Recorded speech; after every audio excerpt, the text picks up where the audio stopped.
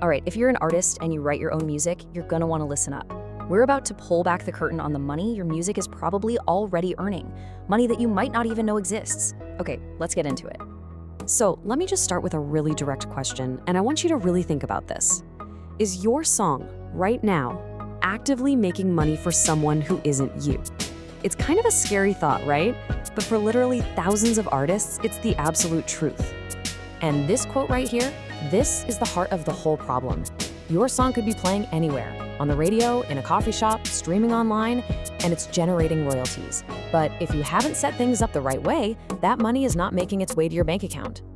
So where does all that money go? Well, in the music industry, it ends up in something called a black box. You can think of it like a giant digital lost and found for royalties. It's just a massive pile of cash from songs that were used but weren't properly registered to anyone. That money is just sitting there waiting for the right person to claim it.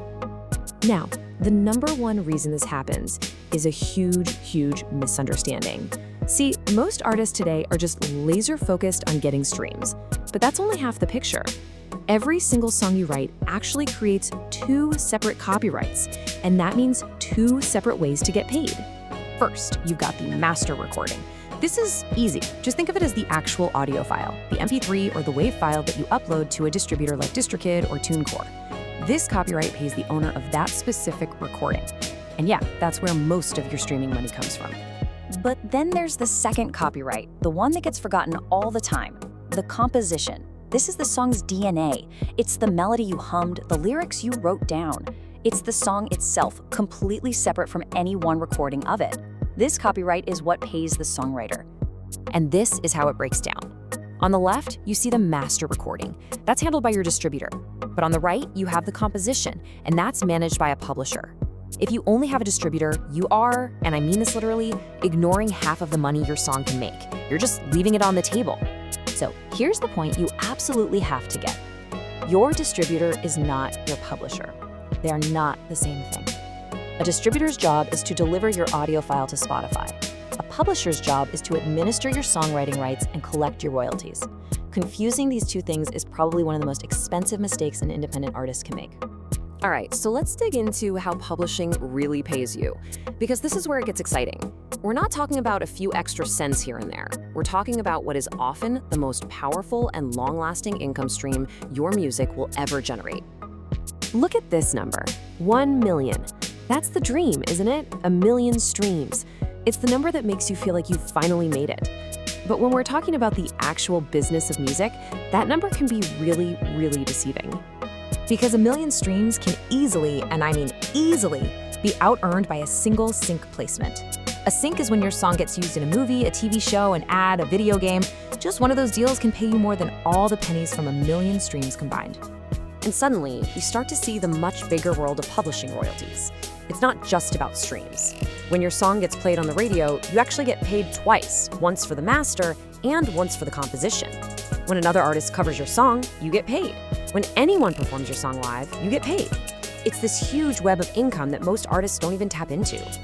Here's a great way to think about it. A viral hit is loud. It gets a ton of attention, you see this huge temporary spike, but it always fades.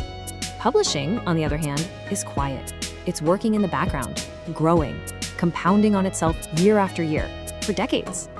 It's the difference between a flash in the pan and building a real, sustainable career.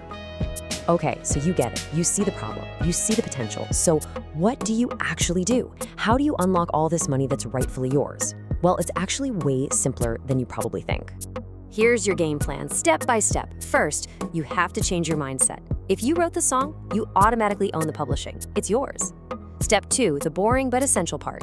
Register yourself as a writer with a PRO. That's an organization like ASCAP or BMI. And then sign up with a publishing administrator to register your songs. And step 3, the absolute key, make sure every single one of your songs gets its own unique ISWC. Think of it like a social security number for your music. And I really cannot be any clearer about this. Look at the screen. If your song does not have an ISWC code, the global systems that track music have no way to find you and no way to pay you. It's that black and white. No code, no money, period. And that really brings us to the final and maybe the most important idea of all this. It's about shifting your entire focus away from just chasing fame and towards building real, lasting control and wealth. And you do that through ownership.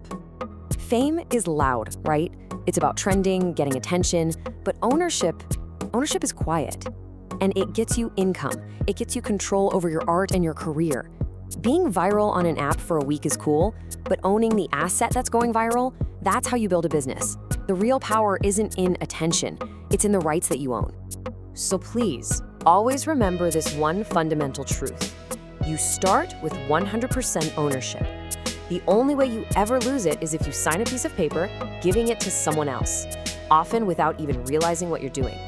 You have to read every single contract, because ownership you give away is income you lose forever. So I'll just leave you with this final thought. Right now, there are millions upon millions of dollars in unclaimed royalties just sitting in databases all over the world, waiting for songwriters to claim what's theirs. So the only question you need to ask yourself is some of that money yours?